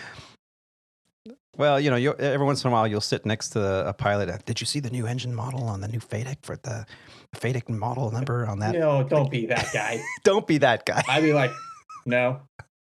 Huh? Is that part of the magic that makes airplanes fly? I don't understand what you're saying. Suck, push, bang, blow. That's it. Money. Bang, blow. The 4 forces on a flight. Money. All right, last topic. I promise. There we go. This one hits a little close to home. And coming from a regional carrier that was formerly ALPA, and then going through a transition to a carrier that uses its own union, we call it the Legacy Airline Pilots Association. But this article, this is happening. We're getting company emails, and I'm like, what is going on? It's bad enough I'm watching the TV and listening to all this BS about politics, and these people are just lying every time their mouth opens. It's just like one falsehood after the other. And curious, good. But with my own union, what is going on here? Well, I'm not going to tell you my opinion. I will read you a quick article from View from the Wing that was published on October 8th. It's entitled, American Airlines Pilots Overthrow Union President in ALPA Merger Battle. The Fallout Begins. Oh God, it's like a movie. The president of the American Airlines Pilots Union has been recalled by the union's board of directors in a 15-5 vote. Captain Ed Sischer, in office in 2022, had controversially sought to exclude pilots from union positions that favored merging with the Airline Pilots Association, or ALPA, which is the largest pilot union group, while pilots at American have their own independent union through APA. Pro-merger candidates, often referred to as pro-pilot choice, were being excluded from ballots based on a reading of the union's bylaws that suggested action against the union was disqualifying. And the union head considered advocacy of joining ALPA an existential threat to the union's existence. He reportedly initiated disciplinary charges against 2 union board members and 6 local council candidates who are aligning with the pro-ALPA movement. Sitcher has also been accused of threatening to publicly release the names of both voters and non-voters in local council elections, which was interpreted as an attempt to influence the outcome of those elections. The recall vote is the latest episode in a broader debate over whether the APA should merge with ALPA. In 2022, a survey conducted by a group of AA pilots for ALPA found that 67% of participating pilots were in favor of exploring a merger with ALPA. However, only 53% of eligible pilots voted in the survey. Local representative from former U.S. Airways hubs such as Charlotte, Philadelphia, and Phoenix, as well as legacy American Airlines hubs, Chicago, have expressed support for a merger. Meanwhile, leaders in other bases, including Boston, Washington, Dallas, and Los Angeles, have opposed the idea. The board of directors of the APA was evenly split last year, voting 10-10 on the formation of a merger negotiations committee. That vote required a 2/3 majority to pass.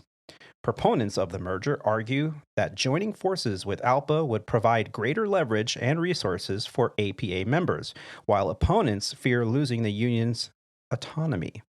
ALPA, with its expansive membership, already represents pilots across a broad swath of North American airlines, including United, Delta, Alaska Airlines, and JetBlue.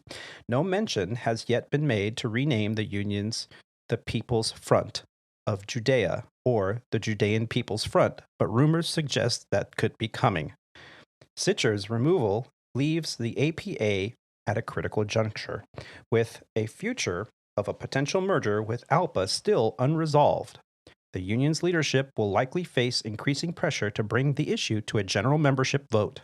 For now, the leadership vacuum left by Sitcher's departure creates uncertainty as the APA navigates its next steps.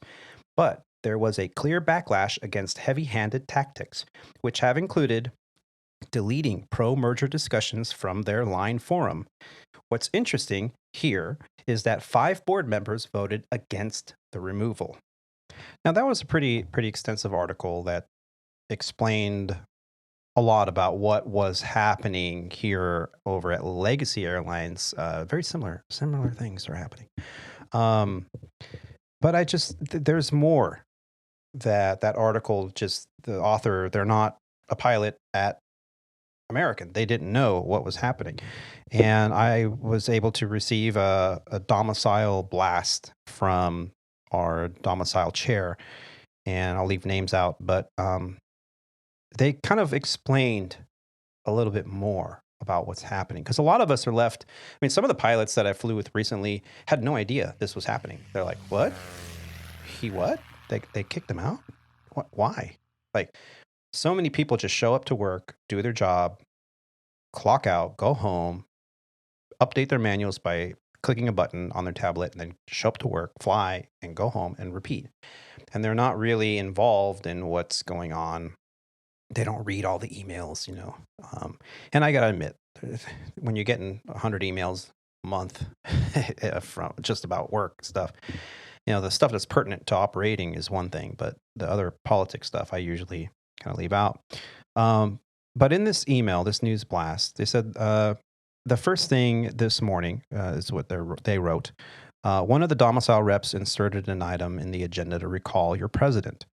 To our surprise, all the board members except 4 were eager to place this item on the agenda. And the LA base could not vote for this item as they had not had any LA pilots demand for Sitcher's recall. In fact, we haven't had hardly any concerns expressed to us in a couple weeks leading up to this meeting. There are 2 ways for the board to recall a national member.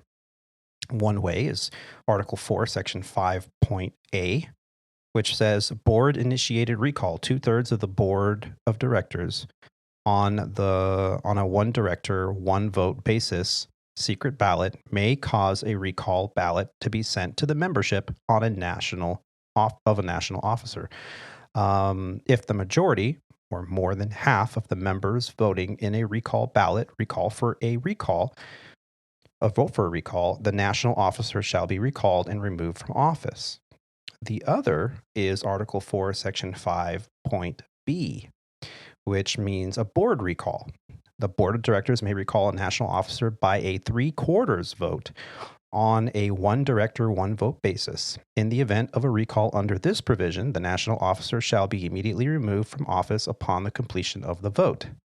The path to take is a decision made by the board before a recall vote. The majority of the board not only chose to negate your choice for president, but opted to eliminate your voice in retaining him. Why ask 16,000 members what they want when 15 domicile reps think they know best? Maybe just because those 15 know they are not acting as the 16,000 would want. The LA reps couldn't participate in such an arrogant end run on democracy. It is fashionable to say that democracy can be a messy business, but it doesn't have to be. This mess is self-inflicted. So now you might be asking yourself, what's next? What will be the next resolution offered to disenfranchise the membership from control of their own organization? That is not a rhetorical question. The answer is already in the queue. There is a resolution currently being offered or considered by the board of directors to take away your choice to elect national officers in the future. If passed, you will never be able to elect your president, vice president, and secretary treasurer again. It is the "we know better than you" mentality by a majority of board members who haven't served more than 1 2-year term in office. So pay attention, folks. If you're out there flying the line, no matter what carrier you fly for, and you're getting your union email blasts that they so eloquently send out all the time, make sure you might read them, because can you imagine you don't get a vote on you're paying union dues. How many hundreds of dollars do you pay per paycheck for your union dues? If you don't participate, then your say may be taken away from you. And if you don't know how it works, then the loss could be instrumental. The email goes on to say that later this week, the board of directors plan to nominate and elect a president to serve the last 8 months of this current term. And you want to assume that the majority of the board has already chosen the person they want to place in this position. While most of the membership doesn't participate in APA elections, now might be a good time to pay attention before your right to vote is taken away. This move was made a couple decades ago, and the membership rose up and took it back. History trying to repeat itself, basically.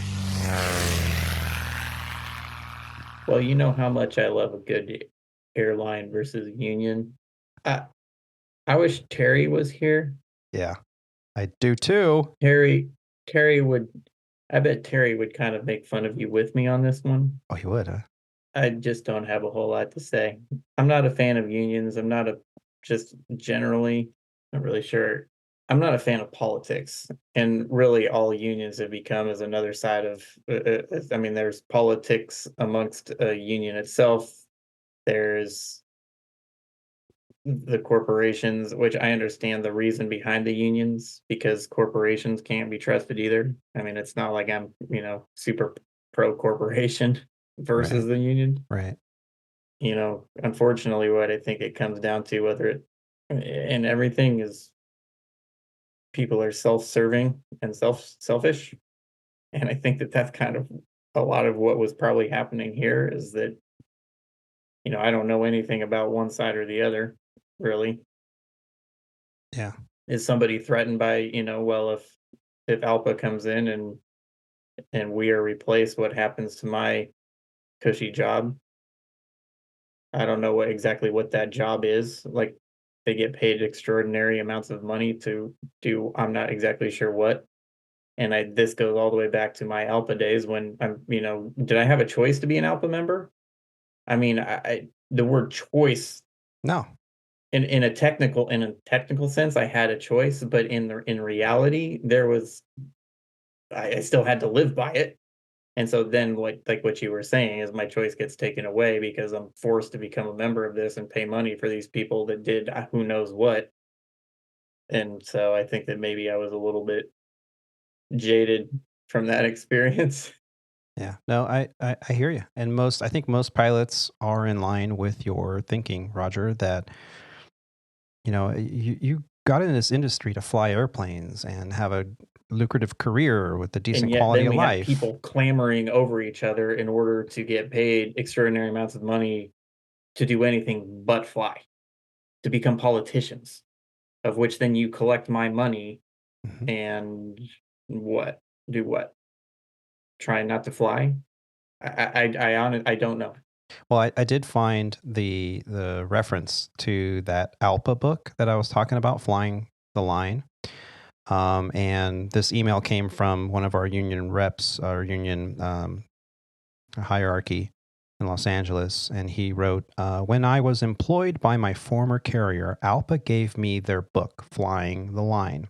A year later, I was TDY to Atlanta for a few months, and sitting in a hotel, bored out of my mind, I picked up this book and I read it. It's a very good book. When I went to talk about the book with most of the pilots I flew with after reading it, sadly, not one of these ALPA pilots had read the book. In Chapter 21, Origins of the American Airlines Split, it's about how American Airlines pilots leaving ALPA. If you have the book, turn to page 227 and read the last paragraph, which flows onto 228. You will see that we are currently repeating history at American Airlines. Because I know many of you don't have this book, I will quote it here. And he writes, quote, "But by 1963, everything was changing. Inevitably, a new generation arrived made up of pilots less steeped in the past struggles and more complacent about the professional status ALPA had created for them. The new generation was also increasingly indifferent to ALPA and its administration. Pioneer pilots, by and large, paid close attention to ALPA's affairs, and they couldn't understand the lackluster attitude of younger pilots, particularly when it came to governance at the local level. By the late 1950s, many pilots simply took for granted that somebody else would do the hard work needed to sustain ALPA, while complacent pilots golfed or pursued second careers. A minority ran ALPA's local affairs on each airline. Although most of these individuals were dedicated to making ALPA work, on some airlines, a few pilots used ALPA as a gimmick for personal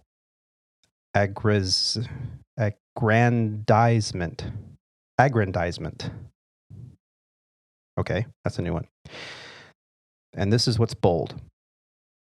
The indifference of the rank and file and the poor attendance at local council meetings meant that a minority of any airline could, with proper planning, seize control and inevitably dominate the Master Executive Council, or MEC, itself. The danger was that a well-organized clique could speak for an indifferent majority of pilots. So if our membership does not start participating in our union and our elections, they will wake up one day paying double the dues and receiving pennies on the dollar for AA pilot issues. Most of your dues monies will be going to support a bloated national bureaucracy, cargo carriers, and regional carriers. If you do not know why the American pilots left ALPA and formed their own union over 60 years ago, you should read those chapters of Flying the Line. We weren't the dominant pilot group in ALPA at the time, and the other pilot groups in ALPA knew they could count on American Airlines pilots. ALPA National turned against us when it mattered to us. And then he goes on to talk about the TWA pilots. Anybody that knows anything about airline history knows how they got screwed multiple times.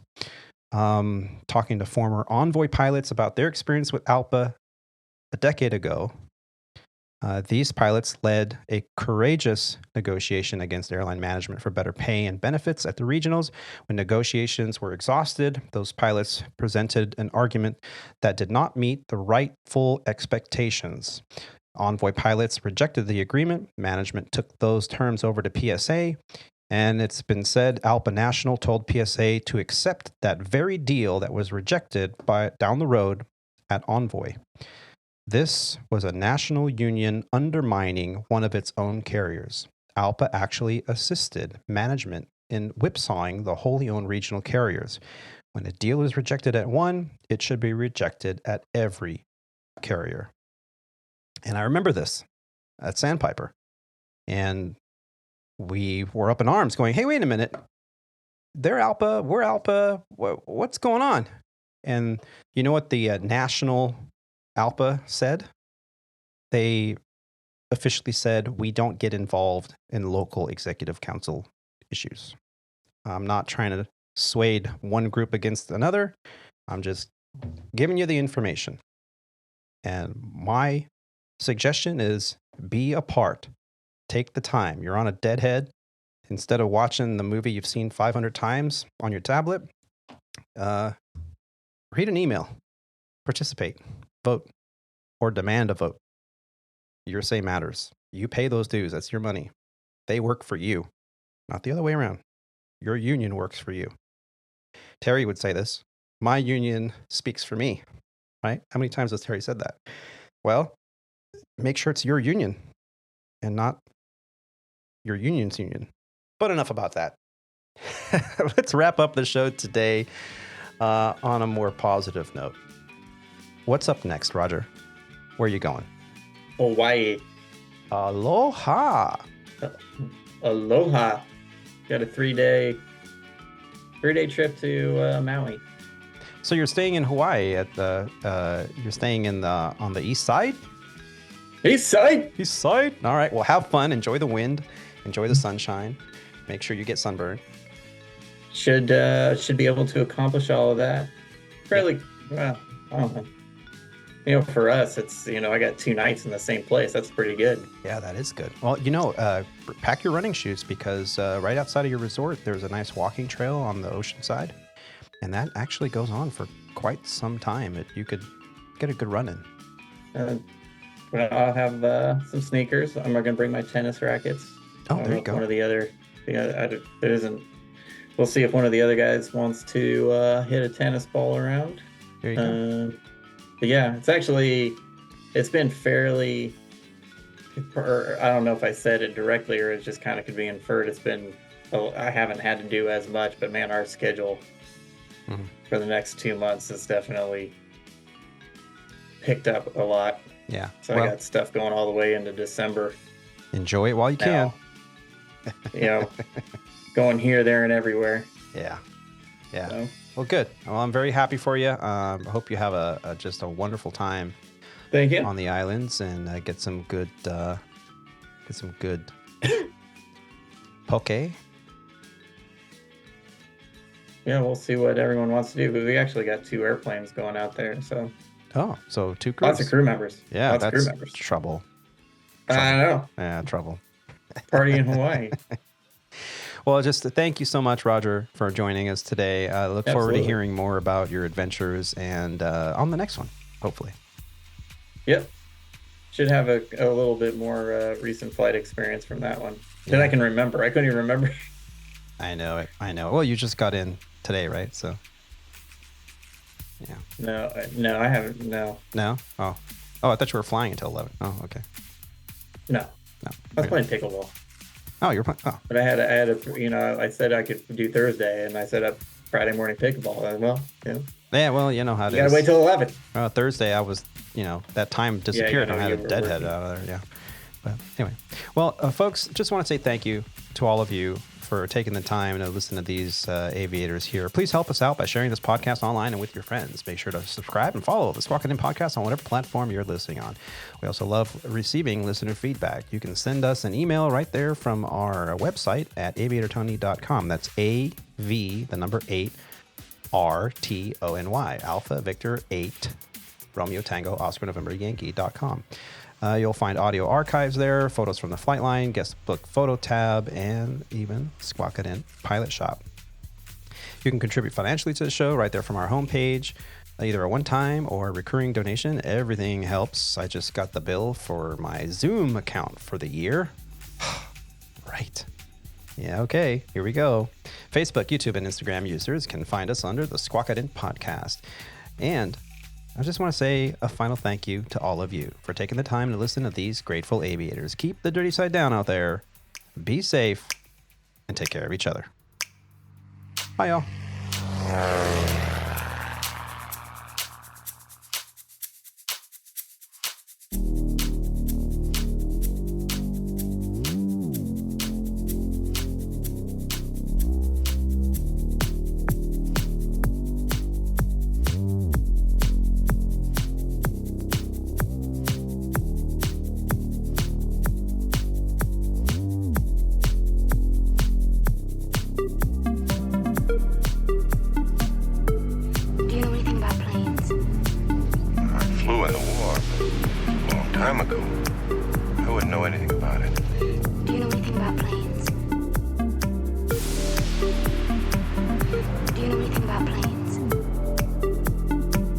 Fly this airplane and land it? No, not a chance. No, not a chance. No, not a chance.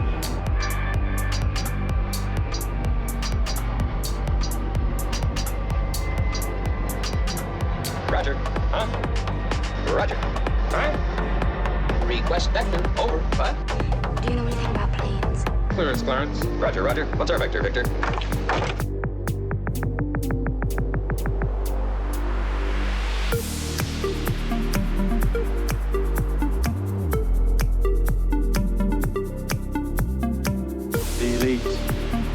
Best of the best. We'll make you better. We'll make you better. Do you know anything about planes? Oh, jeez. Oh, you kill me. You really do.